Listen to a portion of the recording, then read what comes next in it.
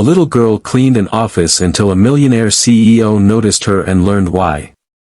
The security guard was the first to notice her, small frame, oversized hoodie, and a quiet focus that seemed too intense for someone her age. Every evening, around 7 p.m., just as the building began to settle into its night routine, she would slip in with the cleaning crew. At first, people thought she was someone's daughter tagging along, maybe too shy to wait alone at home. But she wasn't just tagging along. She worked, mopping floors, wiping down desks, hauling trash bins that looked twice her size. And she never complained. Her name was Mia. She was 9. Mia had learned to be invisible. She knew how to avoid eye contact, how to make herself small. The building was big, intimidating, filled with tall people in crisp suits who spoke quickly and never noticed the girl scrubbing scuff marks from the tile. She didn't mind. She didn't need to be seen, she needed the money. Not for toys or candy, but for something bigger. Something urgent. 3 floors above where Mia swept hallways, behind a glass door etched with the name, Carson and West Technologies, a man named Julian Carson ruled an empire. He was known for his sharp business acumen, his rise from a modest background, and his no-nonsense leadership. He had built his company from the ground up, and now, at 42, he was one of the youngest tech CEOs in the country. People admired him. Feared him. But very few really knew him. Julian often worked late. The quiet helped him think. One evening, while walking back to his office from the break room, he spotted movement down the hall. At first, he assumed it was the janitorial staff. But then he looked again and saw the small figure, bending to polish the metal base of a water fountain. He paused. "Hey," he called out. Startled, Mia froze. She turned slowly, eyes wide like a deer caught in headlights. Julian frowned. "What are you doing here?" She didn't speak. The janitor rounded the corner just then. "Sorry, Mr. Carson. This is my niece, Mia. She's just helping out." Julian's gaze lingered. "She's a little young to be working, isn't she?" The janitor looked down, embarrassed. "Yes, sir." "But," she insisted. Mia lowered her eyes. Julian walked away without another word. But that night, her face stuck with him. Not because of her size or silence, but because of something else, something behind her eyes. A mix of weariness and determination he hadn't seen in someone that young before. The next night, she was there again.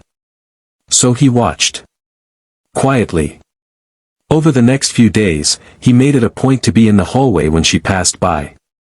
She was always working. Always focused. And never smiled. Finally, curiosity got the better of him. "Mia, right?" he asked one evening. She nodded. "Why do you help clean offices every night?" There was a pause. She bit her lip. Then she whispered, "To pay for my brother's medicine." Julian blinked. "Your brother?" She nodded. "He's 6. He has leukemia. Mom works 2 jobs. Dad left a long time ago. The insurance doesn't cover everything." Julian felt a strange weight in his chest. He was a man who made million-dollar decisions before breakfast. But he couldn't find the right words in that moment. "That's a lot of responsibility for someone your age," he finally said. Mia simply looked at him and said, "He's my best friend."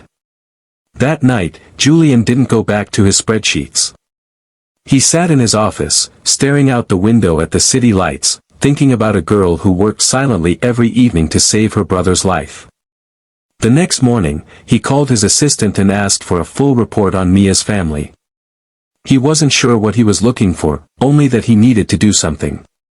By the end of the week, he had paid off all of their medical bills. But he didn't stop there. Julian invited Mia and her mother to the office. Her mother, clearly overwhelmed, was nervous. Mia looked down at the floor, unsure of what was happening. Julian knelt beside her. I want you to focus on being a kid, okay? No more mopping floors. Mia looked up, her lips trembling. I'm starting a new scholarship program, he continued. It'll help kids like your brother. And it's named after you, the Mia Hope Foundation. Tears spilled down Mia's cheeks. She didn't know what to say. So she hugged him. It was the first time Julian had been hugged by a child since his younger sister died nearly 20 years ago. Word spread quickly. The story went viral.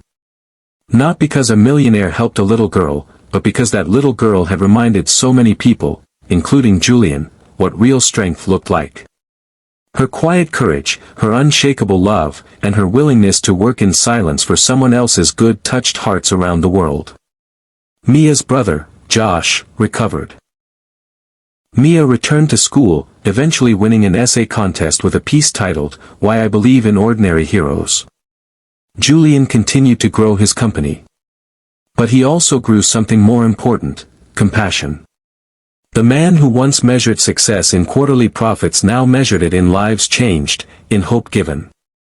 And every year on the anniversary of that night, the night he met a little girl cleaning his office, Julian Carson shut down his company for a day of service. Thousands of employees would volunteer in hospitals, schools, and shelters, wearing shirts that read, Be Someone's Mia. Sometimes, the smallest hands carry the heaviest burdens. But sometimes, those same hands are the ones that lift the world. And sometimes, all it takes is one person noticing.